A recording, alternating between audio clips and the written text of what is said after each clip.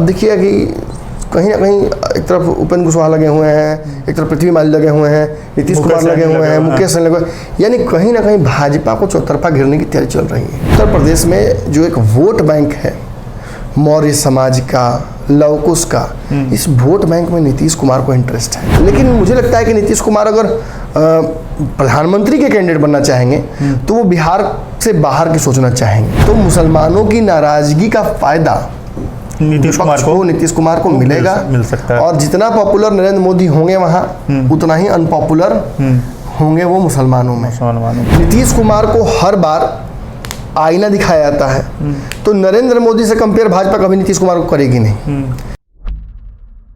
नमस्कार, आप the Z+ देख रहे हैं और आज हमारे साथ इस पॉलिटिकल चर्चा में बातचीत करने के लिए सीनियर जर्नलिस्ट नमन मिश्रा हैं। जैसे कि बिहार की राजनीति में या देश की राजनीति में अभी जो सबसे ज़्यादा चर्चा का विषय है वो ये है कि अचानक से बिहार के मुख्यमंत्री नीतीश कुमार के लोकसभा चुनाव लड़ने को लेकर के अब चर्चा हो रही है। चर्चा ये है कि अब बिहार में रहने के बाद मुख्यमंत्री नीतीश कुमार यूपी में चुनाव लड़ने जा रहे हैं। यूपी का जो फूलपुर लोकसभा सीट है वहाँ से वो चुनाव लड़ सकते हैं, ऐसी राजनीतिक चर्चा है। ये चर्चा क्यों है, किस लिए है? क्योंकि बिहार में भी वो चुनाव लड़ सकते थे, बिहार में इतने समय तक उनका राजनीतिक करियर रहा है, लेकिन बिहार छोड़ करके वो यूपी जाने की बात क्यों कर रहे हैं या जो लोग हैं वो क्यों चर्चा कर रहे हैं, इस पर सर हम विशेष जानकारी चाहेंगे व्यूअर्स को कि आखिर क्या समीकरण ऐसे बनते दिख रहे हैं जिसके कारण ये चर्चा हो रही है। देखिए, सीट की चर्चा हम करेंगे, लेकिन पहले ये चर्चा बहुत ज़रूरी है जानना कि आखिर उत्तर प्रदेश ही क्यों। देखिए, आपको लगभग यहाँ बता दूँ कि आज से 8-9 महीने पहले बाबा और मैंने चर्चा इस पे की थी, और हमने बहुत सारे विभिन्न आयामों को नीतीश कुमार के राजनीति के उसको लिटमस पेपर टेस्ट जो कहा सकता है किया था। हमने पाया था कि नीतीश कुमार लोकसभा चुनाव लड़ेंगे ही लड़ेंगे। मुझे ज़्यादा उम्मीद थी कि बिहार में, जहाँ तक मुझे लगा था कि बाढ़ कॉन्स्टिट्यूंसी जो कहा जाता है लोकसभा, वहाँ से वो लड़ने की तैयारी कर सकते हैं, बाढ़ को बना सकते हैं, जैसे पुराना उनका रहा है उस क्षेत्र में, तो इंटरेस्ट भी रहा। लेकिन मुझे लगता है कि नीतीश कुमार अगर प्रधानमंत्री के कैंडिडेट बनना चाहेंगे तो वो बिहार से बाहर की सोचना चाहेंगे। आपको याद होगा गुजरात के मुख्यमंत्री नरेंद्र मोदी जब प्रधानमंत्री बनने गए थे तो उन्होंने सबसे पहले काशी को चुना था, वाराणसी, कि बनारस से हम चुनाव लड़ेंगे, ताकि एक मैसेज भी जाए कि हाँ भाई मेरी पॉपुलैरिटी बियॉन्ड बॉर्डर्स है। नीतीश भी यही करना चाहेंगे, और नीतीश कुमार पिछले चुनाव में भाजपा के साथ चुनाव लड़ना चाहते थे। उसके पीछे भी कारण यही था कि अगर 1-2 विधायक भी जीत जाते तो बिहार तो गड़बड़ाते ही, उत्तर प्रदेश में भी 1-2 विधायकों को इधर घसकाने का मादा रखता है, भाई इंटरफेरेंस रहता, अपना प्रेजेंस वहां पर दिखाते। हालांकि ज्यादा चांस थे कि भाजपा इनके सांसद विधायकों को तोड़ लेती है अपने पास आगे चल के। लेकिन इस जोड़ घटाव के बीच एक चीज यहाँ और जाने लायक है कि हाँ, नीतीश कुमार उत्तर प्रदेश की तरफ जाना चाहते हैं, लेकिन किन किन कारणों से। एक कारण तो हमने बता दिया, दूसरा बड़ा कारण हो सकता है कि उत्तर प्रदेश में जो एक वोट बैंक है मौर्य समाज का, लवकुश का, इस वोट बैंक में नीतीश कुमार को इंटरेस्ट है।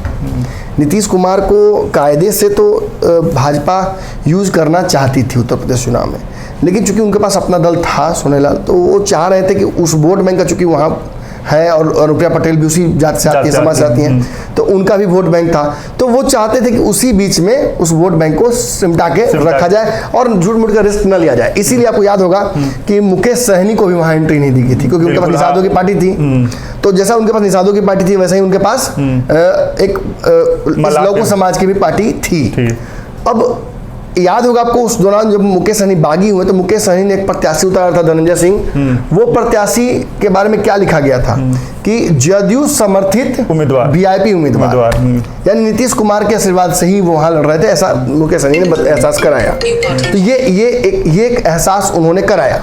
अब इसके अलावा नीतीश का और इंटरेस्ट क्या हो सकता है उत्तर प्रदेश चुनाव लेकर? देखिए, नीतीश कुमार को हर बार आईना दिखाया जाता है, तो नरेंद्र मोदी से कंपेयर भाजपा कभी नीतीश कुमार को करेगी नहीं। भाजपा बहुत स्मार्ट है और नरेंद्र मोदी की भी PR टीम बहुत मजबूत है। वो प्रधानमंत्री की गरिमा को उतना हल्का नहीं करेगी कि एक राज्य के मुख्यमंत्री से कंपेयर करे, और ज़्यादा चांस है कि भाजपा इनको, जैसा कि बार बार याद होगा सदन में भी यहाँ चर्चा हुई थी, एक नेताजी खड़े हुए थे और कहते कि योगी आदित्यनाथ मॉडल लाना पड़ेगा भाजपा के, तो ज़्यादा चांसेस है कि योगी से भिड़ाने की कोशिश भाजपा करेगी। तो ज़्यादा चांस ये है कि नीतीश कुमार को भिड़ाया जाए योगी आदित्यनाथ से। यानी ऐसे भी आप गेम खेलते होंगे तो लेयर वाइज लड़ाई होती है, पहले छोटे ड्रैगन से, फिर सेनापति से, फिर लास्ट में किंग से, किंग पिन से लड़ाई होती है। तो नरेंद्र मोदी तक पहुंचने से पहले नीतीश कुमार को घेर लेने की रणनीति का भी हिस्सा ही हो सकता है। लेकिन नीतीश कुमार भी चाहेंगे ना कि तुम्हारा योगी बहुत अच्छा है ना, योगी मॉडल बहुत अच्छा है ना, बहुत अच्छा उत्तर प्रदेश चल रहा है ना, तो पहले उत्तर प्रदेश में एंट्री करके दिखाते हैं आपको, वहीं घुस के दिखाते हैं, वहाँ पे नीतीश मॉडल दिखाएंगे। कायदे से तो नीतीश कुमार जी को लड़ देना चाहिए योगी जी के सीटे पर, फैसला आर पार का हो जाए। लेकिन चलिए वो ठीक है, ये तरीके हैं, ये वो राजनीतिक प्रक्रिया हो सकती है जो दिमाग से गुजरी हो नीतीश कुमार के। लेकिन नीतीश कुमार इतने हल्के नेता नहीं है कि आज ही डिसाइड कर दें कि हम वहाँ से लड़ने जा रहे हैं, कि भाजपा इनके खिलाफ आज से फील्डिंग शुरू कर दें।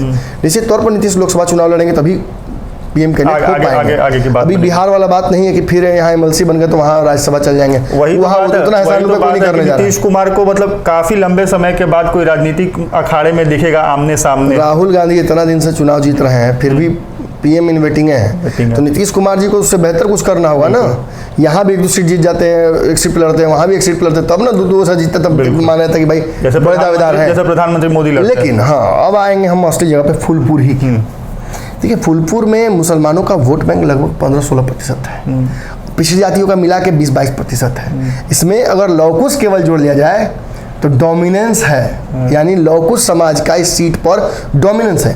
डोमिनेंस कैसे है? एक स्क्रीनशॉट आप अपने स्क्रीन पर चलवाइएगा, मुझे लगता है बस है। उसमें अगर आप ध्यान से देखिएगा तो प्रत्याशी किसी पार्टी से जीते हों, लेकिन ये प्रत्याशी जो यहाँ जीत कर आए हैं, इन प्रत्याशियों में खास बात यह है कि ये किस जाति से आते हैं ये देख लीजिए।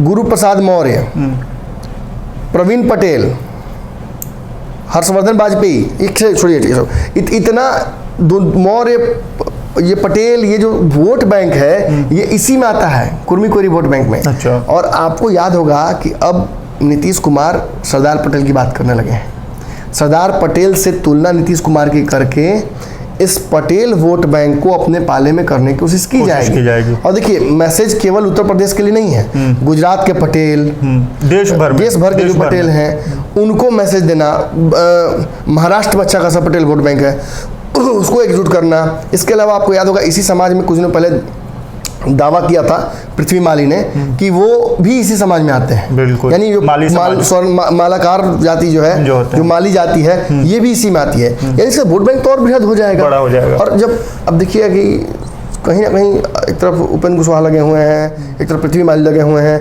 नीतीश कुमार लगे हुए हैं, मुकेश सहनी लगे हुए हैं, यानी कहीं ना कहीं भाजपा को चौतरफा घेरने की तैयारी चल रही है। ऐसी स्थिति में भाजपा के लिए बड़ा मुश्किल हो जाएगा नीतीश कुमार को रोक पाना। और मुझे लगता है कि कायदे से नीतीश कुमार को ऐसी राजनीतिक तैयारियां जो उन्होंने कर रखी हैं उसमें बेहतर सहयोगियों की आवश्यकता है जरूरी। और इसी कड़ी में शायद उनकी मुलाकात प्रशांत किशोर से भी हुई है, और इसी कड़ी में शायद लालू यादव का आशीर्वाद वो आते आते बार बार ले रहे हैं। तो जैसा कि अगर हम लोग बात करें यूपी में, तो भले ही अगर उनकी जो पार्टी है जिसे लालू यादव का सपा जो है वो विपक्ष में है, लेकिन उनका भी तो वहाँ पे जो जनाधार है, जो वोट बैंक है, जो वोट परसेंटेज है बड़ा है। तो शायद यही एक कवायद बार बार लालू यादव कर रहे हैं कि वहाँ पर सपा से अलायंस हो जाए और नीतीश कुमार को सब लोग मिल करके सपोर्ट करें। देखिए, मुझे नहीं लगता है कि निश्चित तौर पर राजद और जदयू तब तक एक पार्टी हो चुकी होगी। जहाँ तक जो पत्ते दिख रहे हैं सामने, उस आधार पर लग रहा है कि दोनों एक पार्टी हो जाएगी, अगर लालू यादव को ऐतराज ज़्यादा न रहा तो। और ऐसी स्थिति में अलायंस कर पाना सपा से बहुत आसान हो जाएगा। तो वैसे में सपा बहुत आसानी से एक सीट नीतीश कुमार को जितवा सकती है। इतना काबिलियत वहाँ के उस पार्टी में है, और इतना काबिलियत मुलायम सिंह और उनके पुत्र जो हैं अखिलेश सिंह उनमें है कि नीतीश कुमार को एक सीट दी जा सकती है। लेकिन सब कुछ डिपेंड उसी बात पे करेगा कि क्या प्रशांत किशोर, क्या वो नेता जो अशोक चौधरी, क्या वो नेता जो कांग्रेस से बातचीत में लगातार लगे हुए हैं, जो मनाने की कोशिश कर रहे हैं राहुल गांधी को, नहीं मान रहे राहुल गांधी, क्या कांग्रेस इस विपक्ष का हिस्सा बन सकती है? अगर नहीं बनती है तो फिर तो विपक्ष फिर बिखर जाएगा। एक आखिरी सवाल ये होगा कि अभी हम लोग साथ में ही थे, यूपी में ही थे 2-3 दिनों पहले। हमने ऑफ द रिकॉर्ड बहुत लोगों से बात की जब हम लोग फील्ड में थे। हम लोग मतलब अपने पर्सनल चीज़ों को लेकर के बात थे, लेकिन हम लोग का वो मन में जो पत्रकारिता वाला कीड़ा होता है वो था। तो चाहे हम लोग वो नाव पे ट्रैवल कर रहे थे या हम लोग पापड़ी चाट खा रहे थे, बिहार के सभी नेताओं के बारे में हमने मन टटोल का टोल लिया था।